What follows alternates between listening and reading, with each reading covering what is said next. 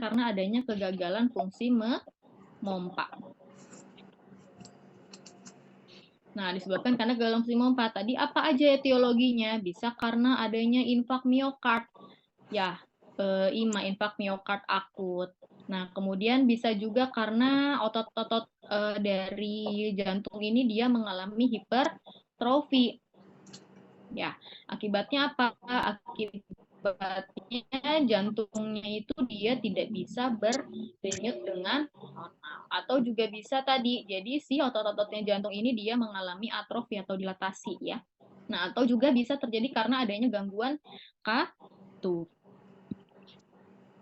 Oke, itu dari sistol. Kemudian ada diastole heart failure. Nah, kalau misalnya diastole heart failure, ini dia sebenarnya fraksi ejeksinya itu dia normal. Ya, jadi tidak ada gangguan di fraksi ejeksi. Nah, tapi apa gangguannya? Yaitu ada di kegagalan pengisian ventrikelnya. Jadi memang si volume darahnya yang mengalami kegagalan. Nah, biasanya akibatnya dari adanya gangguan katup sama ya, mitral stenosis, atau misalnya kardiomiopati restriktif ya, di mana si otot-otot jantung itu dia menjadi kaku. Nah, kalau misalnya kaku, otomatis dia berdenyutnya juga susah ya. Jadi dia dari ventricle itu dia nggak bisa ke seluruh tubuh. Nah, kemudian juga bisa disebabkan karena hipertensi yang kronik ya. Hipertensi yang tidak terkontrol. Akibatnya apa? Terjadi hipertrofi otot, jadinya ruang jantungnya mengecil. Ya, otomatis volume darah yang diterima juga akan lebih sedikit. Nah, kegagalan ventrikel yang terus berlanjut ini akan menyebabkan ventrikel menerima sedikit darah ya, sedangkan atrium akan kelebihan darah ya. Atrium kiri akan kelebihan darah dan dapat terjadi aliran backward ya. Ini nanti akan kita jelaskan. Oke, nah kok bisa ya tadi terjadi diastol? Nah sebenarnya tadi diastol heart failure ini dia fraksi ejeksinya normal, ya cuman memang si jumlah darah yang masuk ke ventrikel itu dia berkurang karena adanya kegagalan pengisi ventrikel, akhirnya terjadi aliran darah backward ya. Maksudnya backward tuh gimana? Jadi gini, pada saat volume darah yang dimasukkan dari atrium kiri ke ventrikel kiri itu dia berkurang, artinya volume yang bisa diterima dari ventrikel ini dia berkurang, otomatis tekanan yang ada di ventrikel kiri ini dia akan meningkat, ya kan? Karena apa? Karena tadi, karena ketika si jantung itu dia memompakan darah ke seluruh tubuh kan dia nggak memompakan semuanya ya. Jadi ada volume yang tertinggal. Otomatis kalau misalnya si volume ini dia sedikit, dia akan makin lama di sini akan menumpuk. Nah, kalau misalnya menumpuk, itu akan menyebabkan peningkatan dari tekanan ventrikel. Akibatnya apa? Akibatnya dia akan menyebabkan peningkatan dari tekanan atrium kiri. Nanti dia akan backward terus. Ya, peningkatan atrium kiri nanti dia backward ke paru atau ke pulmo, ya. Ini dia diastol. Oke, itu yang berdasarkan fungsi. Nah, kalau misalnya berdasarkan letak, itu heart failure itu dibagi menjadi gagal jantung kanan dan juga gagal jantung kiri. Oke.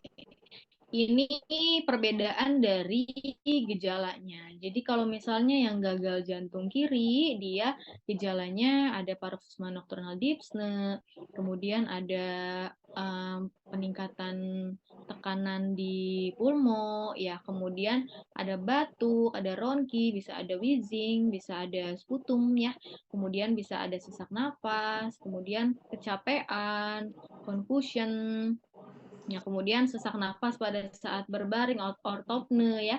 Kemudian ada takikardi, kemudian sesak napas yang disebabkan karena aktivitas, lemas dan juga sianosis. Sedangkan kalau misalnya yang gagal jantung kanan, ini dia keluhannya lebih ke lemas. Kemudian ada peningkatan tekanan JVP, bisa sampai asites ya. Kemudian ada pembesaran dari liver dan spleen. Ya, lien. Jadi hepatomegali dan juga splenomegali. Kemudian ada edem, kemudian ada anoreksia, distensi ya. Itu untuk yang gagal jantung kanan. Nah, ini kenapa bisa terjadi gagal jantung kiri? Nah, jadi sebenarnya gagal jantung kiri ini dia bisa disebabkan tadi karena adanya gangguan di sistol ataupun gangguan di diastol yang tadi ya. Nah, tapi sebagian besar gagal jantung kiri ini dia disebabkan karena yang sistol. Jadi dia adanya kegagalan fungsi pompa di ventrikel kiri. Ya, penyebabnya tadi bisa karena adanya iskemik, ya ada penumpukan aterosklerotik, jadinya pembuluh darah di jantung itu dia menyempit, akhirnya jadi iskemik, ya kerusakan sel otot, kemudian ada riwayat hipertensi yang tidak terkontrol, hipertensi kronis, nah atau misalnya disebabkan karena kardiomiopati yang berdilatasi, ini akan menyebabkan perubahan struktur sel otot. Nah akibatnya apa? Akibatnya ventrikel kiri ini dia akan mengalami kontraksinya lemah ya. Nah, kalau misalnya kontraksinya lemah, otomatis dia tidak bisa memompakan darah ke seluruh tubuh, akhirnya kegagalan fungsi memompa. Atau juga bisa beberapa kasus disebabkan karena adanya gangguan di katup. Ya. Nah, atau tadi, jadi si gagal jantung kiri ini juga bisa disebabkan karena adanya kegagalan pengisian ventrikel ya yang diastol. Ya, bisa disebabkan karena hipertensi atau kardiomiopati restriktif. Ya, kalau hipertensi jadinya ventrikel ruangan ventrikelnya jadi mengecil ya. Kalau kardiomiopati restriktif dia menyebabkan kemampuan meregangnya berkurang. Akibatnya apa? Akibatnya volume yang ada di ventrikel kiri ini dia akan berkurang ya. Jadi kegagalan pengisian ventrikel.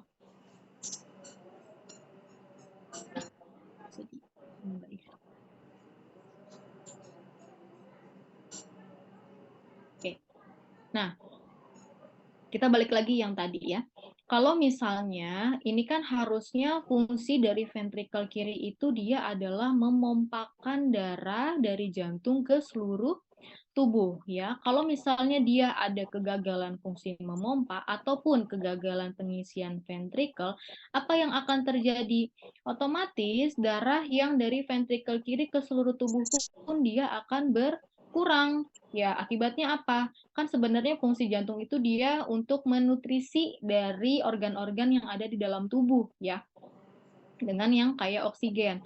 Ya, kalau misalnya dia ada kerusakan, berarti kan organ-organ yang di dalam tubuh itu dia akan terjadi penurunan perfusi ya ke organ-organ.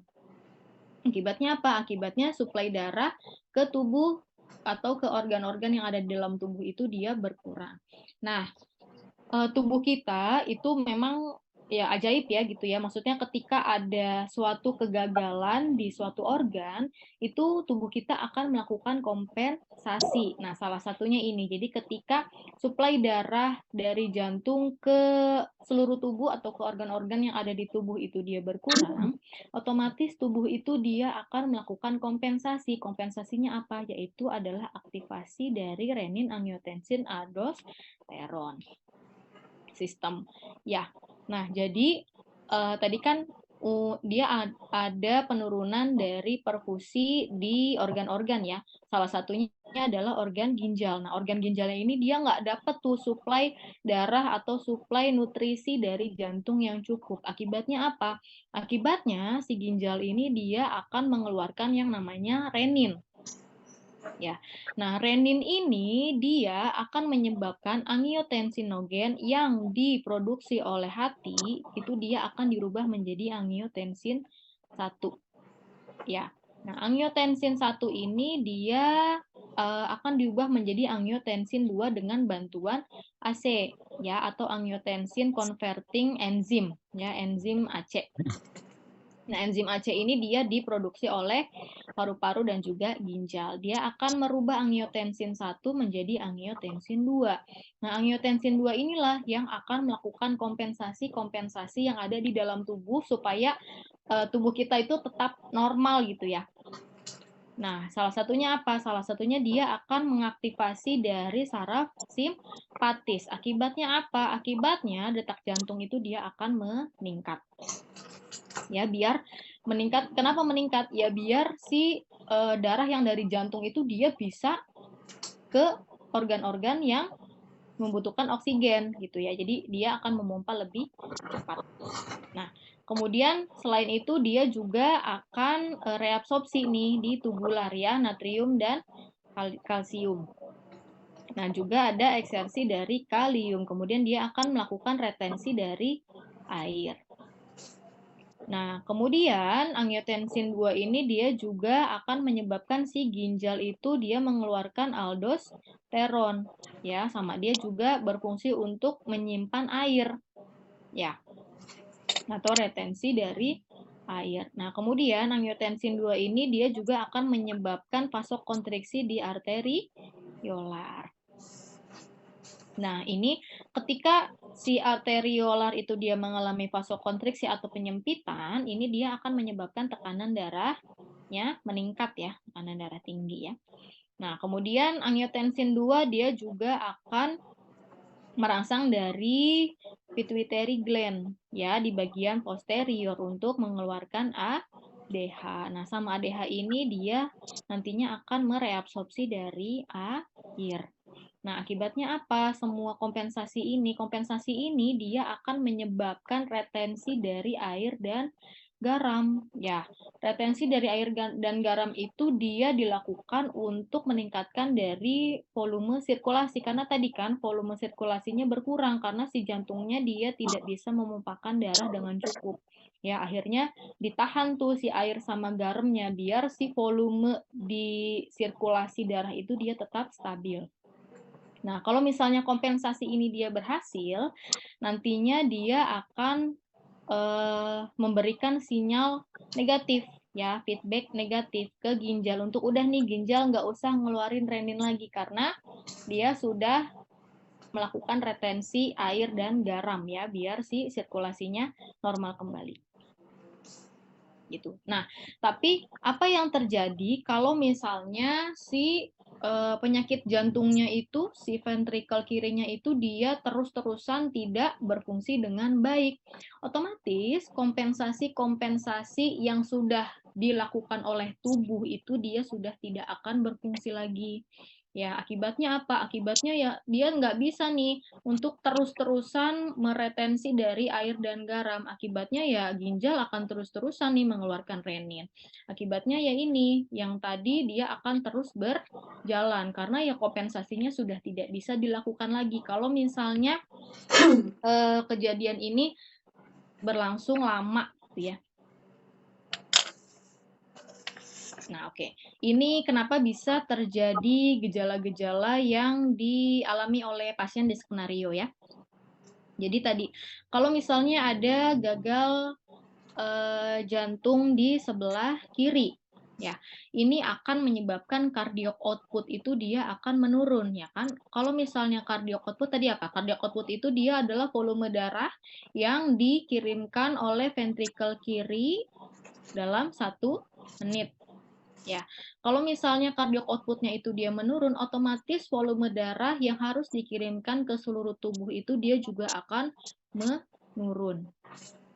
Ya, jadi nggak bisa tuh sirkulasi darahnya itu ya, tidak cukup. Nah, tadi akibatnya apa? Akibatnya ada pengaktifan dari sistem saraf simpatis. Ya, ini tadi menyebabkan takikardi, kemudian menyebabkan palpitasi dan juga dia poresis ya atau keringetan gitu.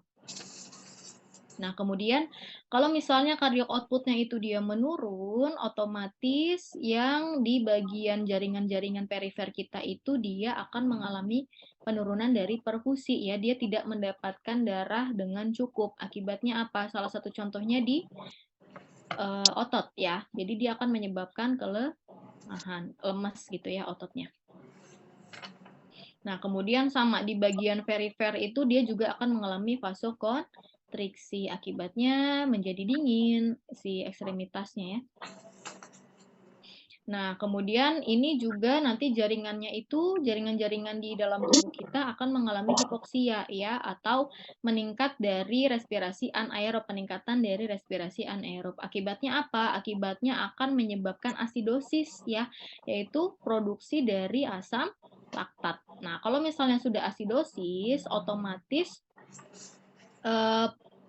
paru-paru itu dia akan mengalami kompensasi ya. Jadi paru-parunya itu dia akan mengalami sesak ya, takipne dan juga dipsne ya.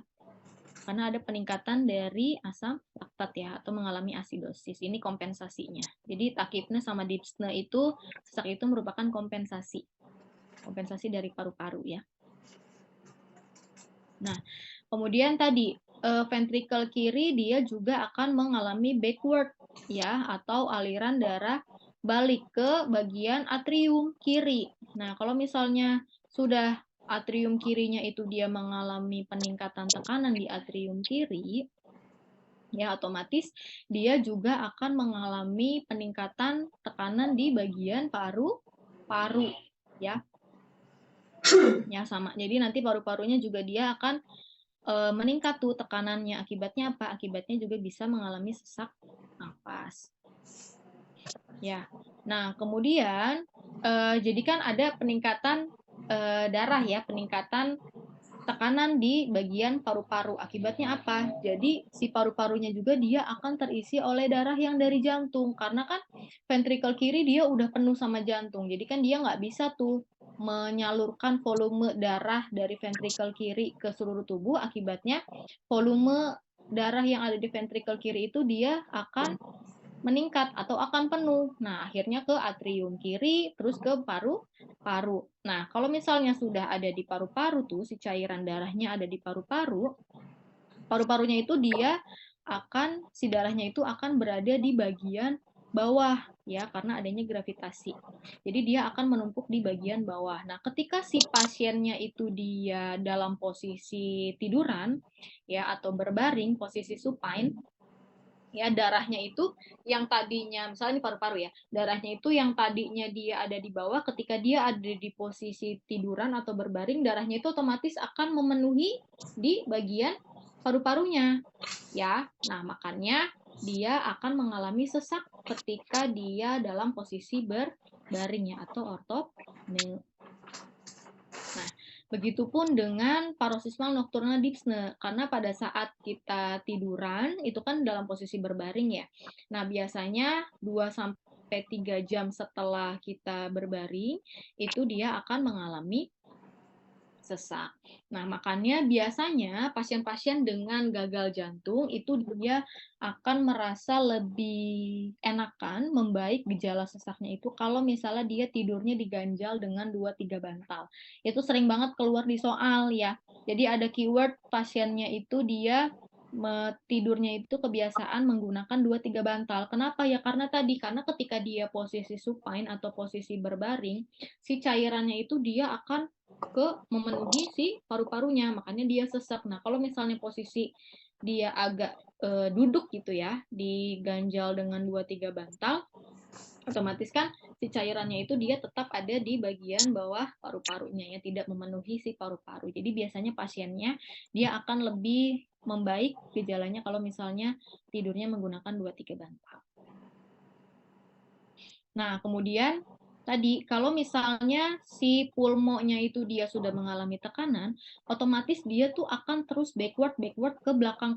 Nah, habis dari pulmo dia akan kemana? Dia akan ke ventricle kanan. Nah, kalau misalnya sudah ventricle kanan itu dia terjadi peningkatan tekanan, otomatis atrium kanan pun dia akan terjadi peningkatan tekanan. Nah, kalau misalnya sudah itu, nanti dia akan menyebabkan peningkatan tekanan di bagian perifer. Ya, makanya kenapa ada edem. Ya.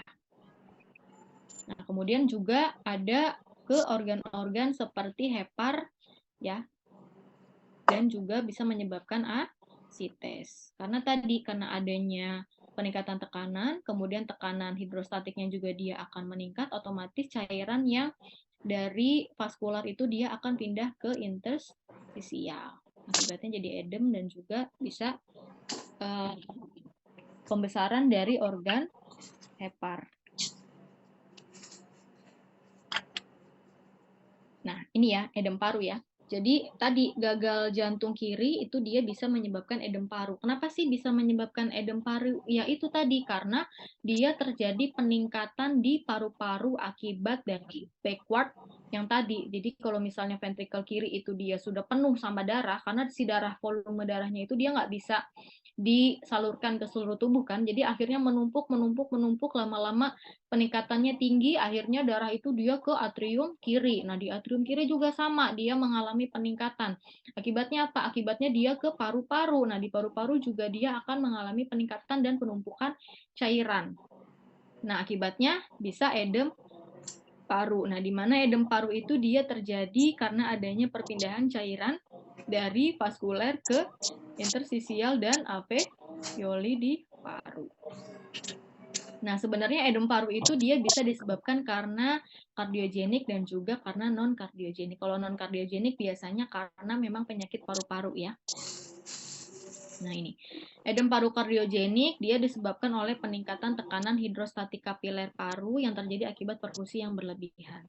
Kalau misalnya yang edem paru non-kardiogenik ini disebabkan oleh peningkatan permeabilitas kapiler paru. Ini dia biasanya pasca transplantasi paru dan reekspansi edem paru termasuk cedera iskemik reperkusi di mediasi.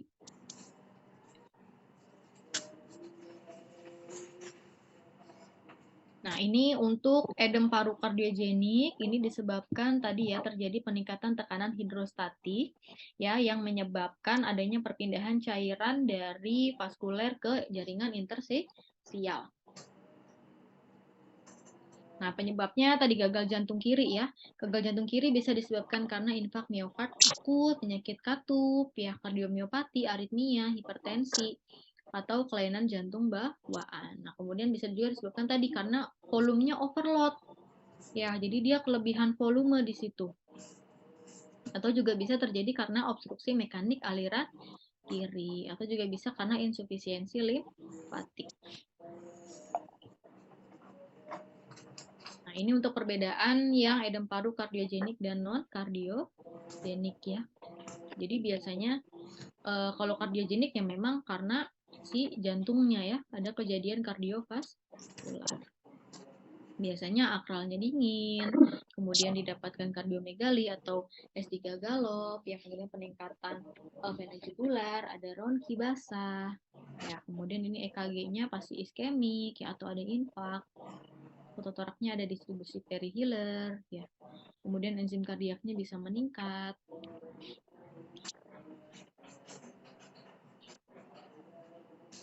Nah, ini untuk yang tadi edem paru ya.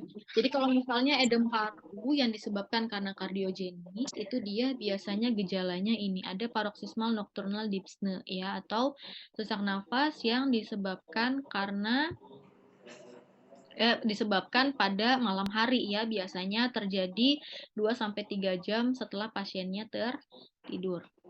Nah, kemudian ada ortopne, yaitu sesak nafas karena si pasiennya berbaring ya dengan posisi berbaring. Kemudian bisa ditemukan adanya ronki basah. Nah, kalau misalnya edem paru ini dia ada stage-stage-nya ya, ada tingkatannya. Ada stage 1, stage 2, dan juga stage 3. Nah, kalau misalnya stage 1 ini dia sudah ditemukan redistribusi dari pulmonary vessels. Ya, ini adalah merupakan tanda dari meningkatnya tekanan vena pulmonal. Kemudian stage 1 juga sudah bisa ditemukan kardiomegali ya, atau jantungnya sudah membesar. Nah, Kalau misalnya stage 2, ini dia tandanya adalah sudah terjadi edem di interstisial. Ya, kenapa bisa tadi terjadi edem di interstisial? Karena adanya aliran dari backward. Ya, akibatnya apa? Akibatnya volume cairan yang ada di paru-paru dia juga akan meningkat ya, lebih banyak. Jadi peningkatan dari akumulasi cairan.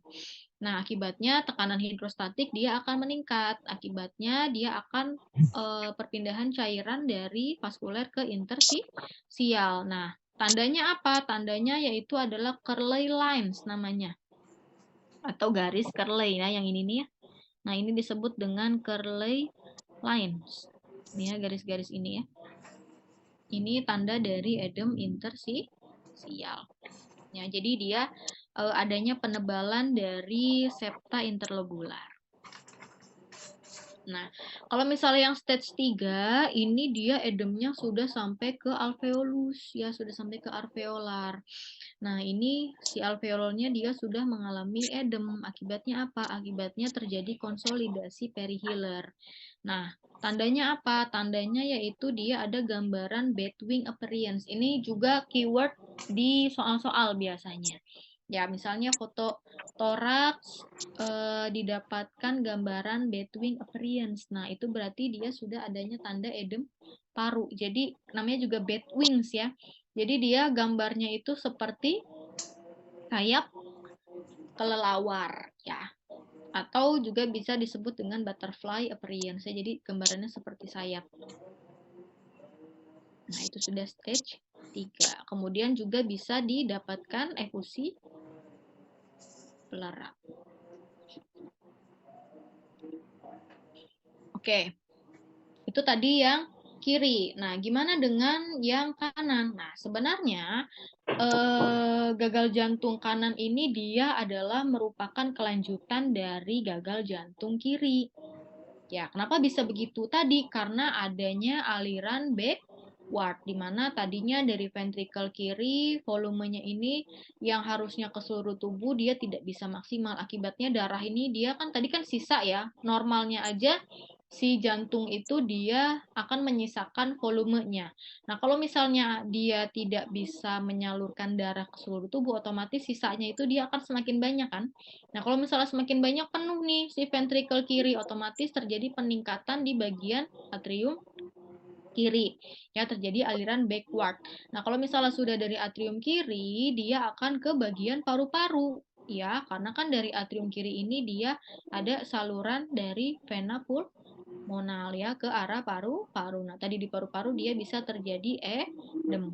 Nah, kalau misalnya di paru-paru aja dia sudah meningkat, ya otomatis dia akan terus-terusan backward ke belakang. Akhirnya kemana? Dia akan ke bagian arteri pulmo ke ventricle kanan. Wah, berarti ini sudah melalui jantung bagian kanan nih. Nah, kalau misalnya di ventricle kanan dia juga sudah penuh dengan darah atau tekanannya dia juga sudah tinggi, otomatis dia akan backward lagi. Backward ke atrium kanan.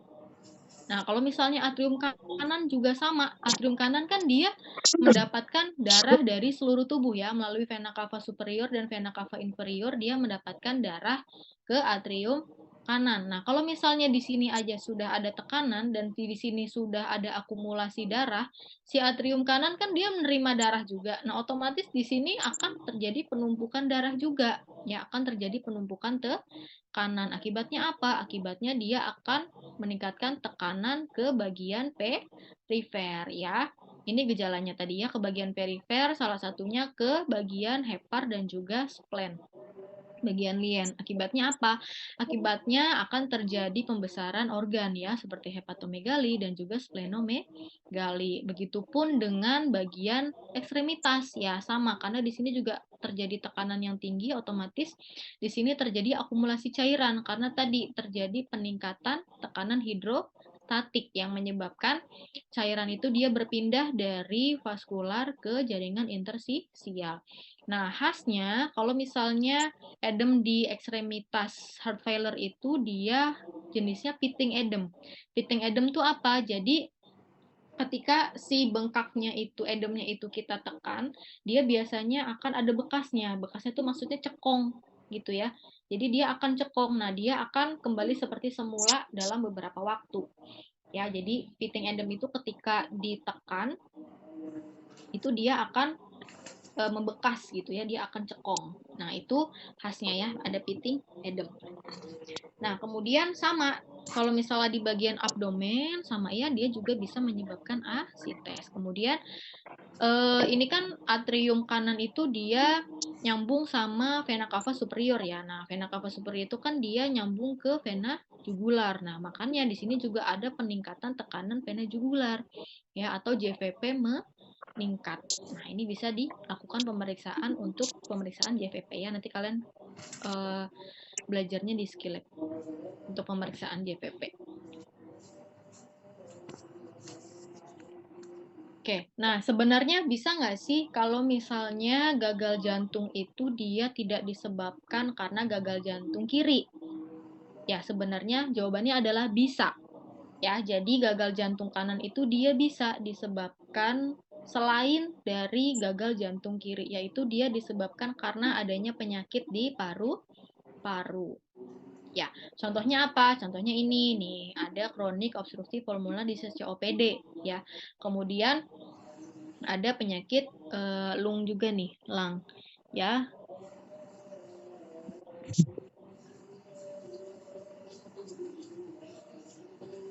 Oke. Nah, ini tadi ya. Bisa disebabkan karena interstitial lung disease, kemudian ada respiratory distress syndrome, kemudian juga bisa karena infeksi paru-paru kronis ya atau bronkiektasis. Nah, ini dia menyebabkan penyakit di parenkim paru-paru. Ya, penyakit di parenkim paru-paru ini dia juga bisa menyebabkan hipoksik di alveolus ya. Akibatnya apa? Akibatnya vaskularisasi di pulmonal itu dia akan mengalami vasokonstriksi. Ya, jadinya bisa menyebabkan gagal jantung kanan. Nah, kalau misalnya gagal jantung kanan yang disebabkan karena paru-paru, itu dia disebut dengan cor pulmonal. Ya, ini yang disebabkan karena paru-paru. Nah, kalau misalnya tadi disebabkan karena gagal jantung kiri atau karena cardiac disease, ya karena memang ada kerusakan di jantungnya. Nah, ini dia akan menyebabkan infraksi di ventricle kanan ya. Tadi karena adanya backward yang tadi. Ya, akibatnya apa? Akibatnya adanya kematian di jaringan miokardial kanan. Nah, akibatnya akan menyebabkan penurunan kontraktilitas dari ventricle kanan ya dan juga menyebabkan gagal jantung kanan. Atau misalnya karena tadi ada kardiomiopati ventricle kanan ya, ini juga sama menurunkan kontraktilitas. Atau misalnya tadi kelainan katup atau tricuspid regurgitasi ya, ini juga bisa menyebabkan gagal jantung kanan. Atau misalnya dari kelainan di katup pulmo ya. Nah, ini yang disebabkan karena gagal jantung kiri. Nah, ini gagal jantung kanan tadi ya, karena tadi ada backward aliran darah balik, jadi dia biasanya gejalanya itu dia ke bagian-bagian perifer, ke bagian-bagian organ. Jadi ada peningkatan JVP, kemudian tadi ada pitting edem, ya, kemudian ada hepatosplenomegali, pembesaran hepat dan spleen, ya. Oke, ini gagal jantung kanan. Jantung kanan itu dia gagal memompa darah ke paru-paru. Kenapa? Karena ada aliran backward.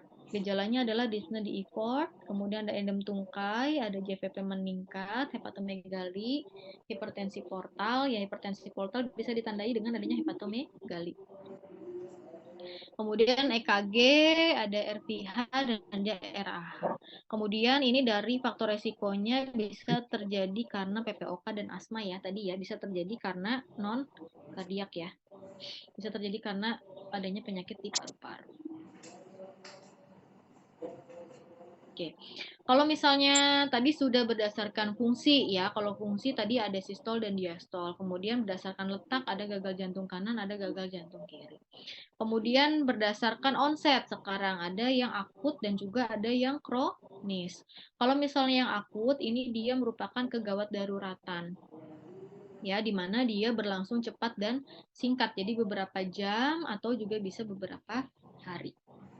Nah, manifestasi klinisnya ini bisa gagal jantung akut yang baru terjadi pertama kali ya, atau dia sebenarnya dekompensasi aja ya dari gagal jantung kronis kemudian dia menjadi akut.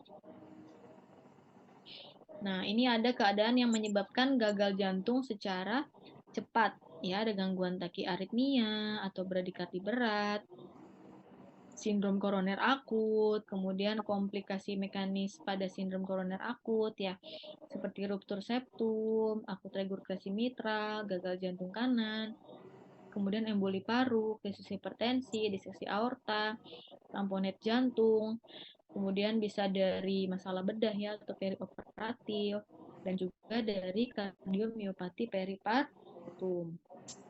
Nah, kemudian ada juga keadaan yang menyebabkan gagal jantung yang tidak terlalu cepat.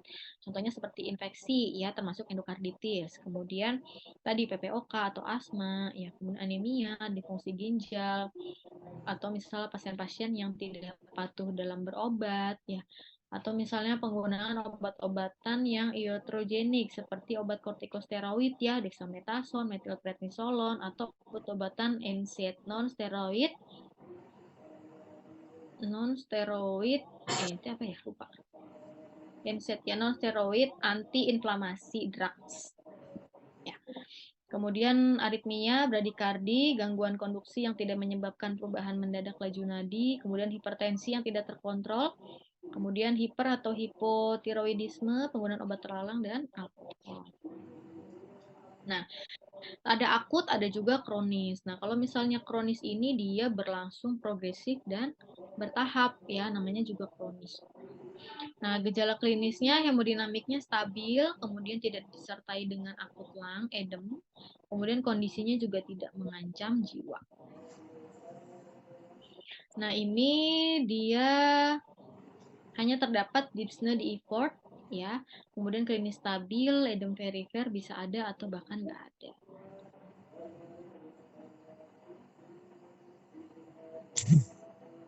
Gagal jantung kongestif adalah sindrom klinis progresif yang disebabkan oleh ketidakmampuan jantung dalam memompa darah untuk memenuhi kebutuhan metabolisme tubuh. CAF juga disebut dengan kondisi heart failure dengan disertai adanya edem, ya bisa edem di paru atau di organ perifer tadi yang piting edem ya. Nah, kemudian untuk penegakan diagnosanya nih, bagaimana penegakan diagnosa dari heart failure? Kita mulai dari anamnesis dulu ya.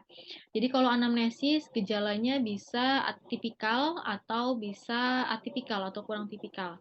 Yang tipikal itu dia ada sesak napas, ya ortopne, sesak nafas pada saat berbaring. Jadi kalau misalnya kalian pada saat anamnesis ditanyakan, Bapak kalau misalnya posisi berbaring, sesak nafas juga apa enggak ya? Untuk tahu apakah dia ada ortopne atau tidak. Kemudian ditanya juga kalau malam-malam pas lagi tidur suka kebangun nggak Pak karena sesak. Ya. Terus tanya juga, Bapak enaknya pakai 2-3 bantal nggak tidurnya? Atau misalnya berbaring makin sesek nggak gitu ya? Jangan lupa ditanya. Kemudian juga ada toleransi aktivitas yang berkurang, kemudian cepat lelah dan juga tadi ya edem ya di pergelangan kaki. Nah, kemudian untuk yang kurang atipikal ada batuk di malam atau dini hari, kemudian ada mengi, ya. Kemudian berat badannya bertambah 2 kilo per minggu atau juga bisa berat badannya turun. Kemudian ada perasaan kembung, begah, nafsu makan turun, perasaan bingung, depresi, berdebar dan juga pingsan. Kemudian dari tandanya, ya kalau tandanya itu dia ada peningkatan JVP yang spesifik ya. Peningkatan JVP karena tadi ya, berarti dia sudah ada gagal jantung kanan. Kemudian ada reflux hepatojugular. Kemudian ada terdengar suara S3 galop. Nah, kemudian apeks jantung bergeser ke lateral. Artinya apa nih kalau apeks jantung bergeser ke lateral? Artinya dia sudah mengalami kardiomegali ya, sudah besar tuh jantungnya, makanya si apexnya dia semakin ke bagian lateral. Kemudian ada bising jantung. Nah, kalau misalnya yang kurang tipikal ada edem perifer, krepitasi pulmonal, suara pekak di basal paru pada perkusi ya. Kemudian takikardi, nadi irreguler, nafas cepat, ada hepatomegali, asites, dan juga kaheksia. Ini tadi yang klasifikasi NIHA ya. Jadi tadi dinyatakan positif kalau ditemukan, itu mah Framingham, sorry. Ini klasifikasi NIHA ya, kita ulangin ya. Jadi dia ada 3 kelas 1, 2, 3, dan 4. Nah, kalau misalnya kelas 1, itu dia gejalanya itu dia tidak dipengaruhi oleh aktivitas. Jadi pasiennya mau aktivitas gimana juga dia nggak sesek ya. Sedangkan kalau misalnya yang kelas 2, itu dia sesaknya kalau misalnya dia mengalami atau melakukan aktivitas berat ya. Jadi aktivitas berat dia baru sesak tuh. Nah, kalau misalnya yang kelas 3 itu dia aktivitas ringan aja kayak dia jalan dari kamar ke kamar mandi atau misalnya dari rumah ke depan aja dia sesak. Maksudnya aktivitas ringan aja dia sesak. Ya, sedangkan kalau yang kelas 4 itu dia nggak ngapa-ngapain, istirahat aja dia sesak. Ya, itu ya diapalin ya. Yang untuk klasifikasi NIHA. Nah, kemudian pemeriksaan fisik. Tadi ya, ini ada peningkatan JVP ya. Tandanya ya. Ada asites, pitting edem, peningkatan JVP, hepatomegali, splenomegali. Nah, kemudian pemeriksaan penunjang. Pemeriksaan penunjang yang bisa dilakukan adalah pemeriksaan EKG, fototorak, pemeriksaan laboratorium, dan juga ekokardiografi. EKG ini dia bisa didapatkan sinus takikardi atau juga bisa bradikardi, kemudian aritmia ventrikel atau atrial fibrilasi, kemudian durasi QRS-nya memanjang, kemudian bisa ditemukan AV block ya atau gelombang Ki, kemudian bisa ditemukan ST depresi atau elevasi. Nah, untuk pemeriksaan labnya ini bisa dilakukan darah perifer lengkap. Ya, jadi pemeriksaan HB, leukosit, trombosit. Kemudian bisa diperiksa elektrolit ya, kreatinin nih untuk melihat apakah fungsi ginjalnya masih berfungsi atau tidak ya. GFR juga sama ya untuk melihat fungsi ginjal. Kemudian glukosa, tes fungsi hati, dan juga urinalisis. Kemudian juga bisa dilakukan pemeriksaan enzim jantung. Nah, yang untuk CHF, itu dia yang khasnya itu adalah pemeriksaan BNP dan NT-proBNP. Jadi kalau misalnya di soal ada peningkatan enzim BNP, NT-proBNP, kalian curiga ke CHF ya. Kemudian juga bisa diperiksa troponin I dan T. Nah, kalau troponin ini dia untuk mengetahui apakah dia ada ICS ya atau tidak, ACS atau tidak ya. Nah, kemudian untuk pemeriksaan fototorak ya tadi bisa didapatkan edem pulmo ya, Carolines, kemudian edem pulmo, kemudian ada bedwing appearance atau butterfly appearance ya. Kemudian bisa juga ada efusi pleura, kardiomegali. Nah, kemudian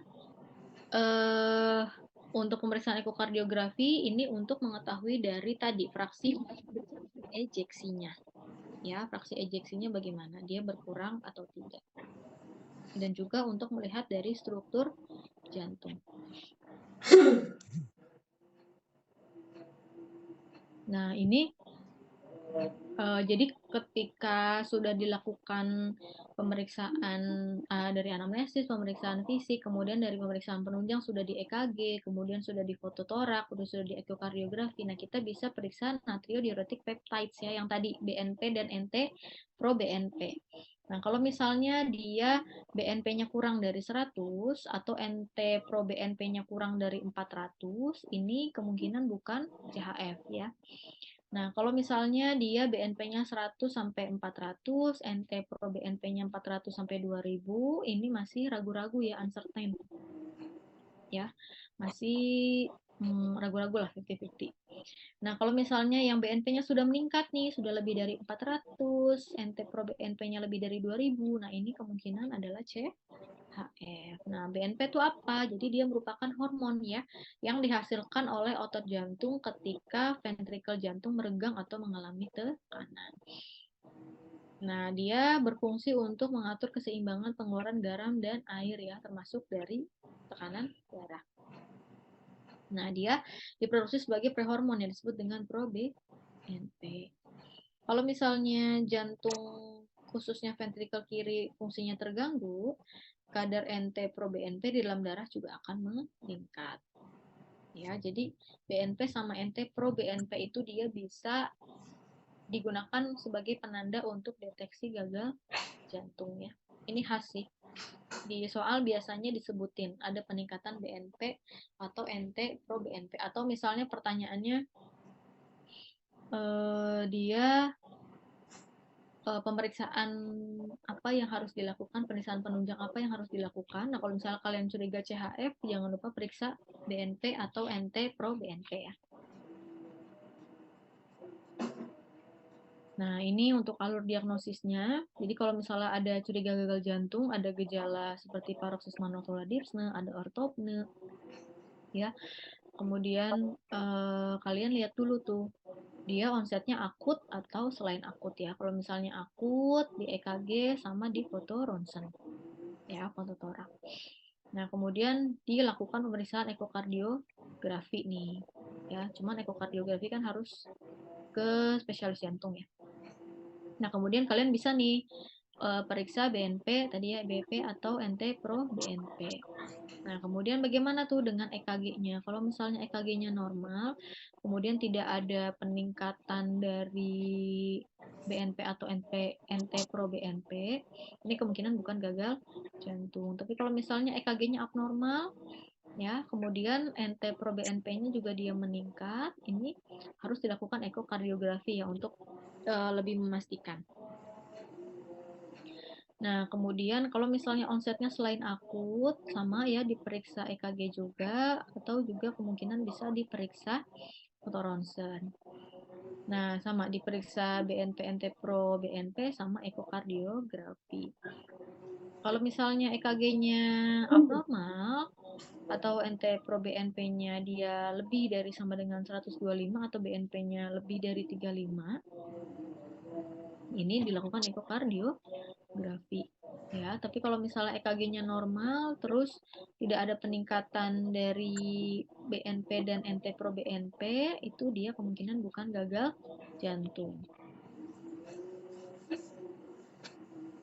Nah, ini EKG tadi ya, EKG yang bisa ditemukan pada gagal jantung. Jadi bisa ditemukan sinus takikardi, bradikardi, arterial takikardi, flutter, fibrilasi, aritmia, iskemik, ya, gelombang T, hipertrofi ventrikel kiri, kemudian blok arterioventrikular, ya.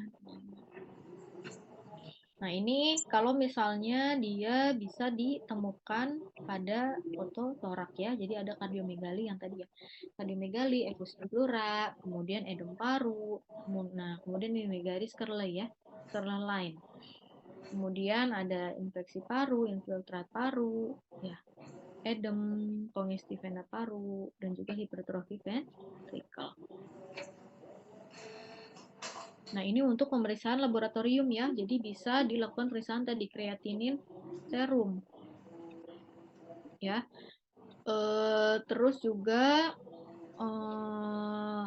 pada keadaan-keadaan anemia ya, biasanya ada anemia. Kemudian ada hiponatremi, ada hipernatremi, ada hipokalemi. Ya, jadi diperiksa juga elektrolitnya ya. Hiperkalemi, hiperglikemi, ya, hiperurisemia, BNP ya, BNP NT pro BNP, kemudian albumin. Ya, itu juga bisa diperiksa.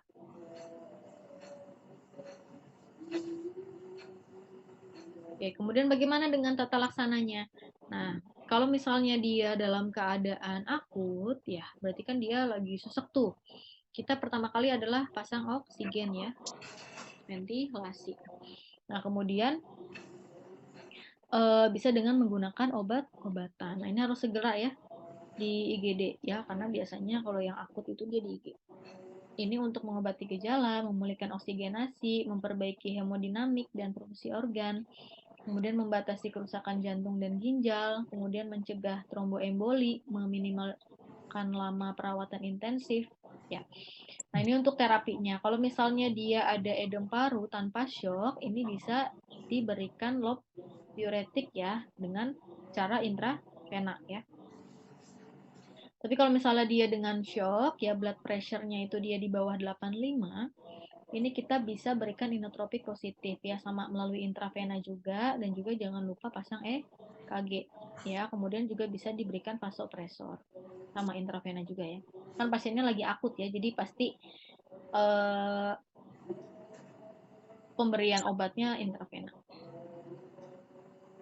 Nah, kemudian kalau misalnya dengan sindrom koroner akut, ini dia direkomendasikan untuk melakukan PCI ya. Nah, kemudian juga bisa diberikan trombolitik melalui sama intravena juga. Nah, kalau misalnya dia dengan atrial fibrilasi, itu kita bisa berikan antikoagulan ya. Fungsinya adalah untuk mencegah dari tromboemboli. Tapi harus tidak ada kontraindikasi ya. Nah, kalau misalnya ternyata hemodinamiknya tidak stabil, ini nanti kalian belajar. Kalau misalnya dia hemodinamiknya tidak stabil, hemodinamik tidak stabil itu contohnya misal dia ada shock ya, tekanan darahnya rendah, kemudian pasiennya tidak sadar, ya, itu dia dilakukan kardioversi atau kejut jantung, ya, yang kayak di film-film itu loh, yang kayak pakai setrikaan, itu kejut jantungnya kardioversi.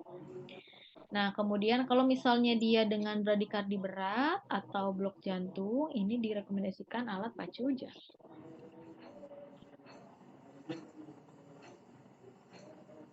Nah, ini kita targetnya adalah untuk turunkan preload ya, untuk mengurangi dari edem ya, karena kan dia biasanya ada edem ya, entah itu dia edem pulmo ataupun dari edem perifer. Juga bisa menggunakan loop diuretik ya, tapi ada kontraindikasinya. Kontraindikasinya pada tamponet jantung atau gangguan fungsi hati dan juga hipokalemi.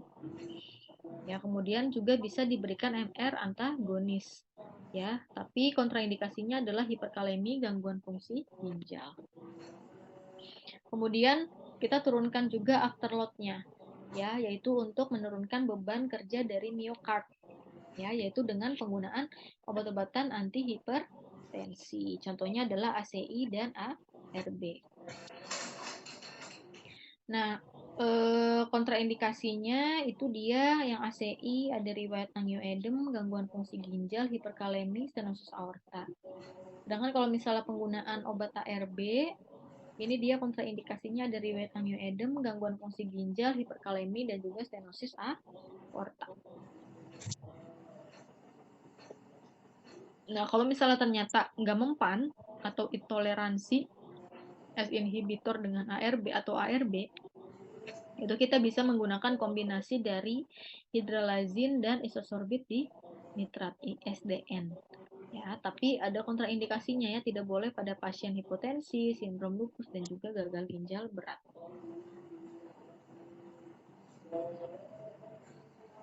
Nah, kemudian kita juga bisa melakukan gonotropik negatif ya. Targetnya adalah untuk mengurangi kebutuhan O2 dari miokard. Nah, obatnya bisa dengan menggunakan beta blocker dan juga digoxin. Kontraindikasinya beta blocker asma, kemudian kalau misalnya ditemukan blok AV ya, atrial ventricle, atrium ventricle. Kemudian untuk yang digoxin, dia kontraindikasinya blok AV, riwayat intoleransi digoxin, gangguan fungsi ginjal. Nah, ini untuk pengobatan pada gagal jantung kronik yang simptomatis.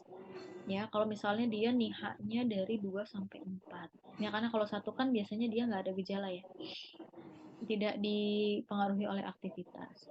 Nah, biasanya kita harus tahu dulu nih fraksi ejeksinya. Biasanya berarti sudah dilakukan pemeriksaan ekokardiografi ya. Apakah fraksi ejeksinya itu dia kurang dari 40 atau tidak. Kan karena kalau kurang dari 40 itu berarti sudah heart failure. Nah, ini kita bisa diterapi dengan S inhibitor ya, atau ARB kalau misalnya tidak toleransi dengan S inhibitor, bisa juga menggunakan beta blocker ya, atau mineraloreseptor anticoagulans. Kemudian titrasi dosis target atau dosis maksimal 1 yang dapat ditoleransi. Nah, kemudian evaluasi itu gejalanya. ya, dia termasuk ke dalam kategori NIHA berapa. Kalau misalnya NIHA 1, lanjutkan terapi utama. Tapi kalau misalnya ternyata NIHA 2 sampai 4, kemudian iramanya sinus, nadinya lebih dari 70 kali per menit.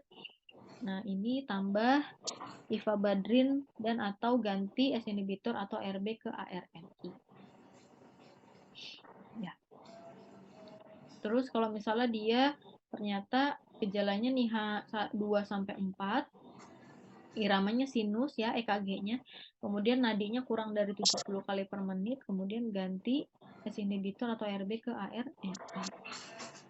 Kemudian ini evaluasi ulang gejala. Ya.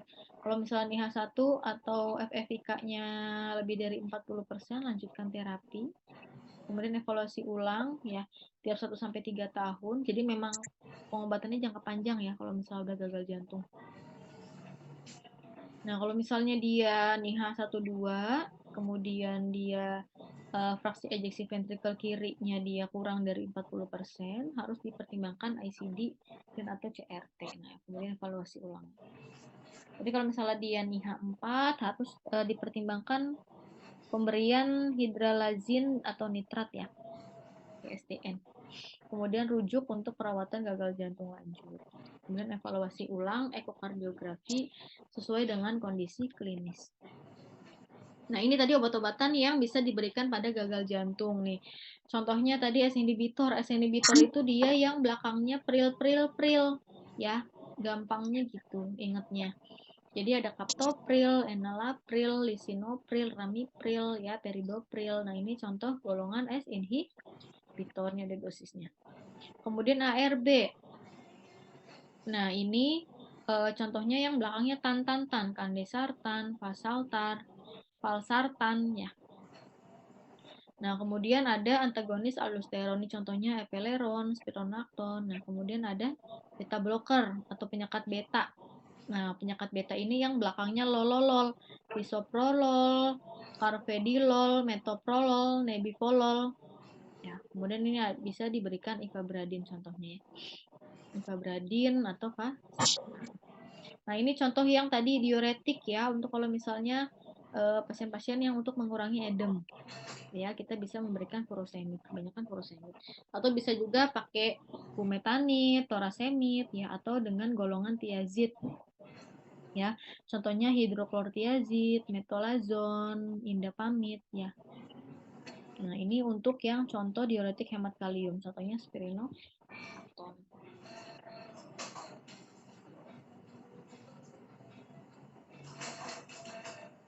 Oke. Sebelumnya ada yang mau ditanyakan dulu, guys?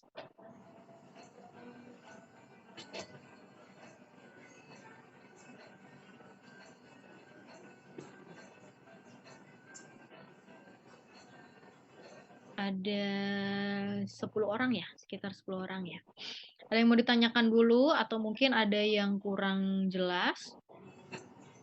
Boleh ditanyakan atau misalnya mau dijelaskan ulang boleh.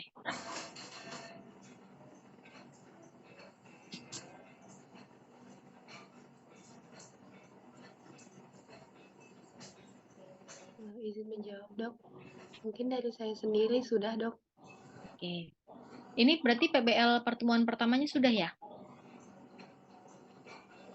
Izin menjawab, Dok. Sudah. Kalau yang pertemuan keduanya? Nanti di hari lusa, Dok. Lusa. Oh ya. Berarti masih ada waktu ya untuk baca-baca ya? Iya, Dok. Oke. Kalau misalnya tidak ada, boleh diaktifkan dulu videonya, kita absen dulu ya. Punten dokter, izin bertanya. Oh, boleh. Kan tadi di sini kan ada keluhannya pasien itu dia mengalami galop kan dok.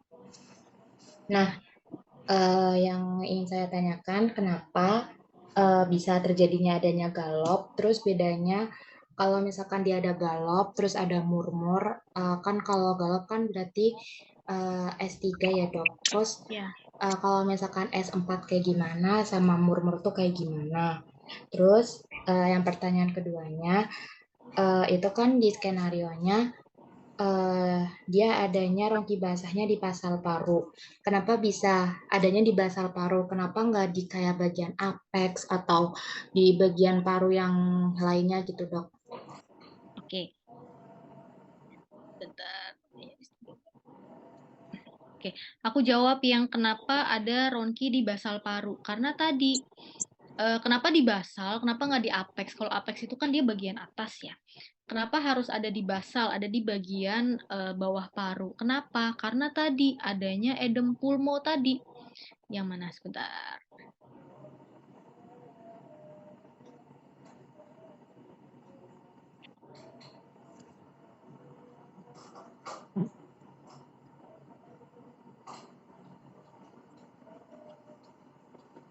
Sini ya.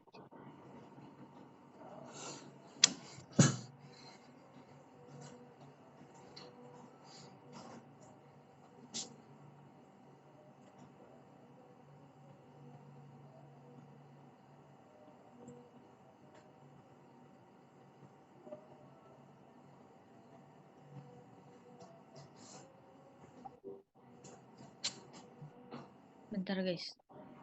Mana ya? Yang tadi ada gravitasi itu.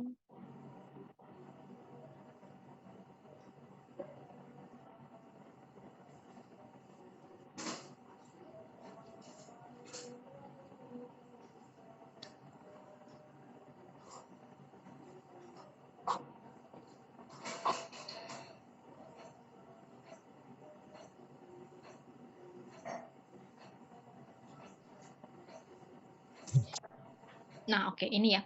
Jadi kenapa sih ronkinya itu dia terdengar di basal paru? Karena tadi, karena adanya aliran dari backward. Kalau misalnya aliran dari backward itu kan dia menyebabkan edem pulmo ya. Edem pulmo itu dia terjadi karena adanya penumpukan cairan di paru-paru. Nah, kenapa sih ada di bawah? Ya karena dia ada gravitasi. Jadi ketika kita duduk kan otomatis gravitasi itu kan dia ada ya. Jadi otomatis cairannya itu dia pasti ada di bagian bawah sebenarnya karena adanya gravitasi. Ya, jadi dia ada di lobus bagian bawah. Jadi numpuk tuh si cairannya itu di bagian bawah. Nah, makanya kenapa sih ronkinya juga dia terdengar di basal paru karena ya memang cairannya yang tertumpuk di paru-paru itu dia juga di bagian bawah. Itu ya. Kemudian kenapa tadi S3 galop ya?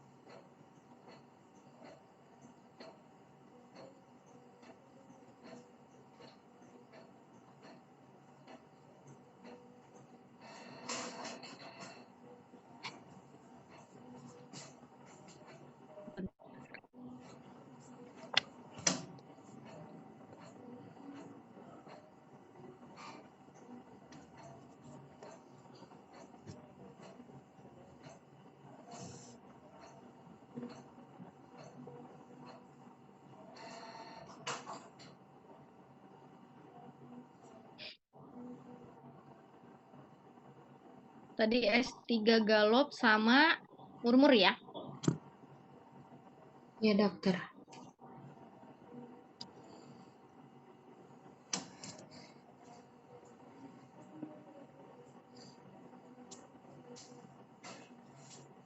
Oke, kita coba cari suaranya dulu ya.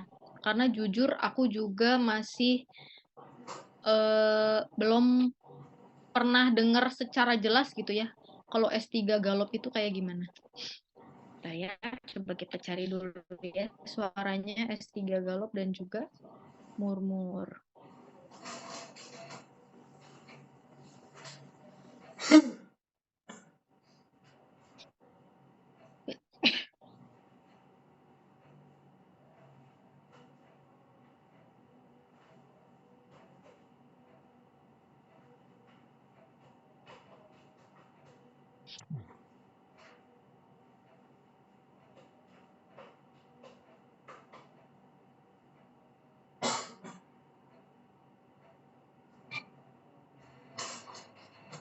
Kalau misalnya di pasien benerannya memang sebenarnya agak susah ya, karena kan kalau misalnya kita dengar pada saat auskultasi jantung itu kan harus sering ya, harus latihan.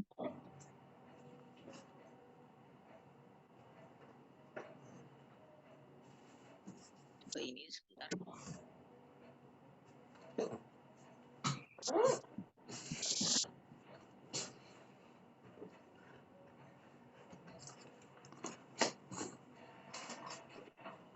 Ini juga tidak terlalu jelas ya.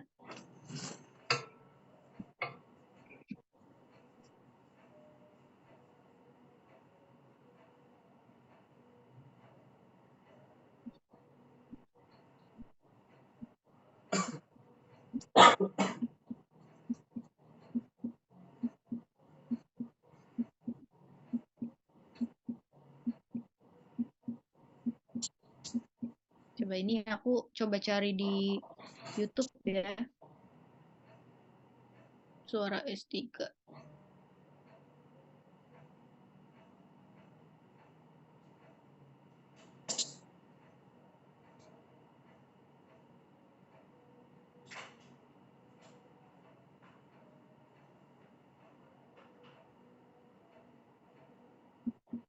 Tapi ini juga sebenarnya agak kurang jelas ya. Jadi sebenarnya kalau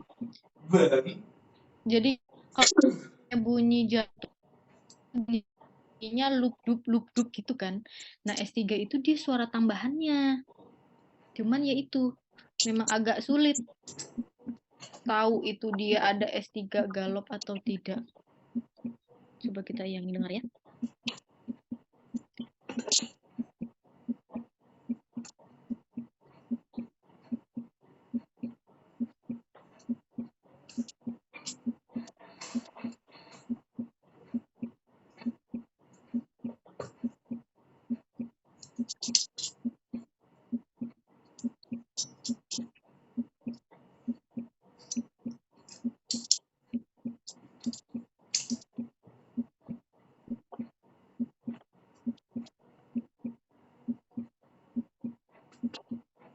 Tuh kan dia tuh suaranya emang agak nyaru ya. Jadi dia tuh kalau misalnya ini kita lihat dari sini. Kalau misalnya dia S3 itu dia diastol yang terlalu cepat. Sedangkan kalau misalnya S4 itu dia diastol yang terlalu lama munculnya. Cuman emang agak nyaru suaranya ya.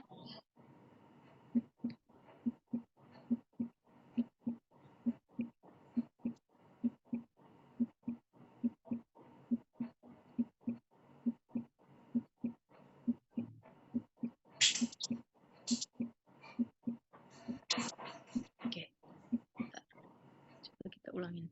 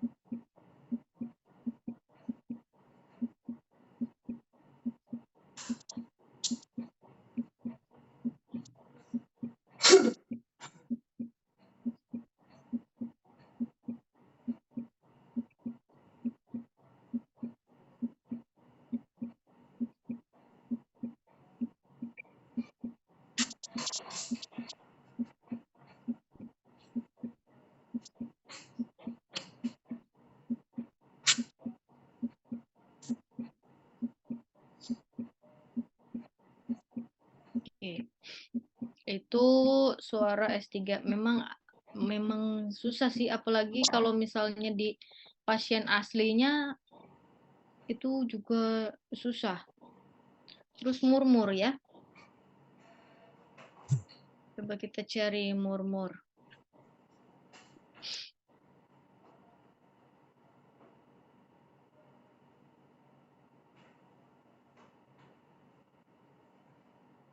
Ini bukan ini.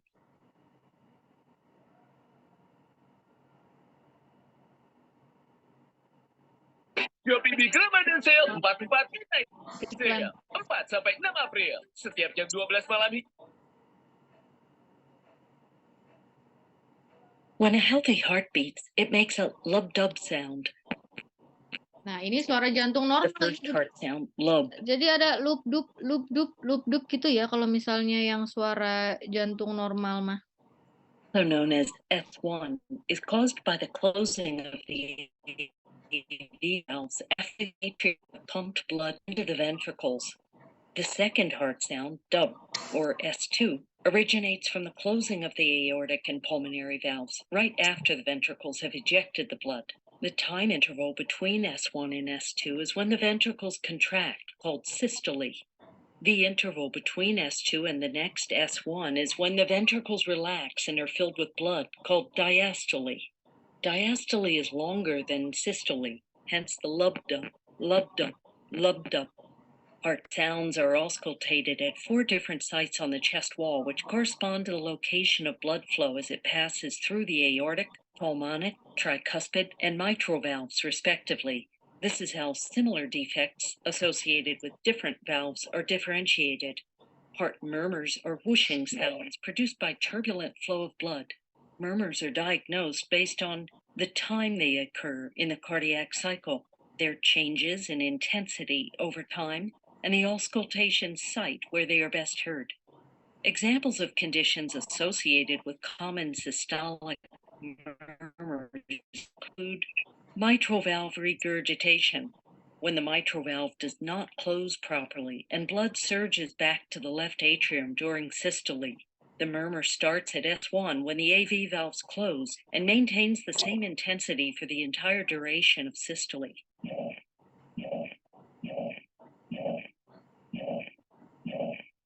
This hollow systolic murmur is best heard at the mitral region, the apex, with radiation to the left axilla. On the other side of the heart, a tricuspid valve regurgitation has similar timing and shape, but is loudest in the tricuspid area, and the sound radiates up along the left sternal border. Aortic valve stenosis. When the aortic valve does not open properly and blood is forced through a narrow opening, the blood flow starts small, rises to a maximum in mid-systole at the peak of ventricular contraction, then attenuates toward the end of systole. This results in a crescendo-decrescendo, or a diamond-shaped murmur, which starts a moment after S1. It is often preceded by an ejection click caused by the opening of the stenotic valve.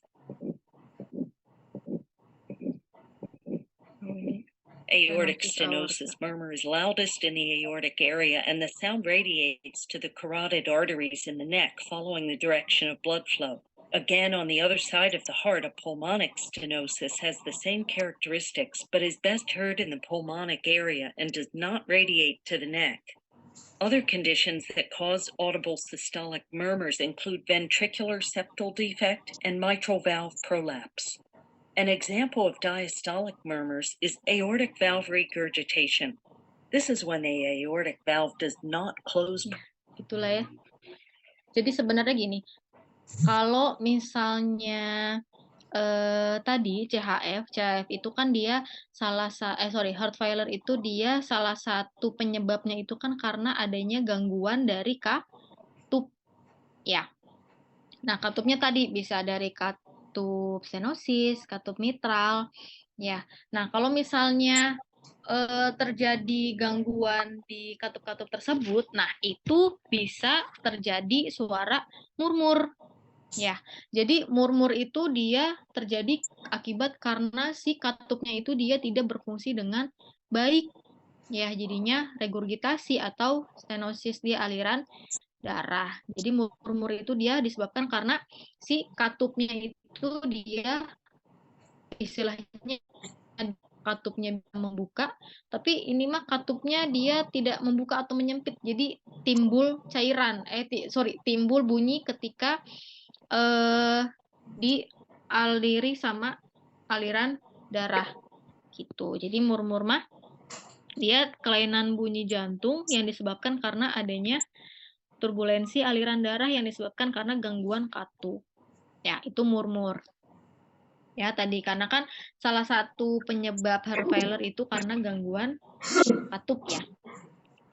Nah, sedangkan kalau misalnya galop, jadi kan kalau misalnya tekanan darah itu kan ada sistol dan diastol, di mana kalau sistol itu dia bunyi jantung yang terjadi pada saat si jantungnya itu berkontraksi.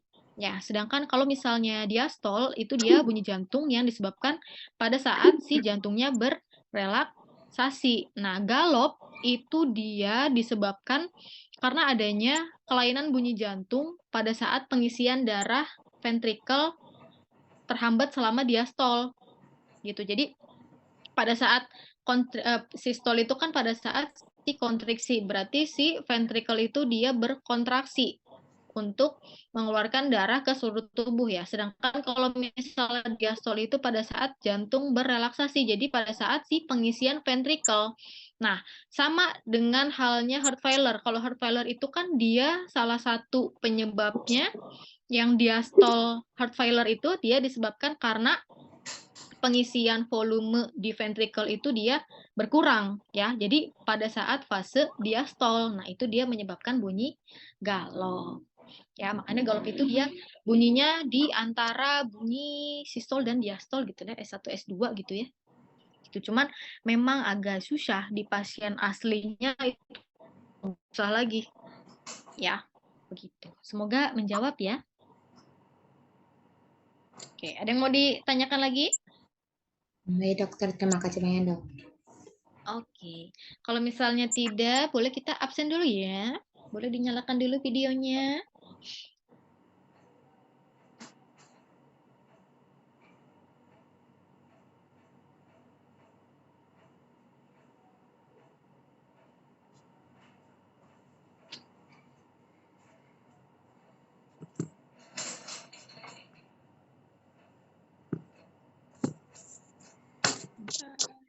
Mana? Kok tidak ada yang menyalakan video ini? Cuma Nabila, yang lain. Kita absen dulu ya.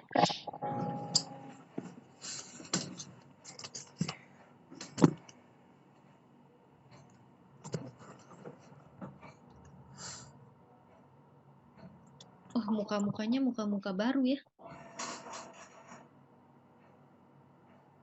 Oke, kita absen dulu ya. 1, 2, 3. Oke. Kalau misalnya sudah tidak ada yang ingin ditanyakan lagi atau sudah cukup, karena PBL-nya juga masih 2 hari lagi ya, jadi harus masih bisa dibaca-baca lagi ya. Kebanyakan sih kalau CHF itu yang paling ditekankan itu patofisiologinya. Ya, kenapa bisa timbul gejala. Oke, semoga materi yang disampaikan malam hari ini bisa membantu kita semua untuk menjadi dokter yang amanah ya.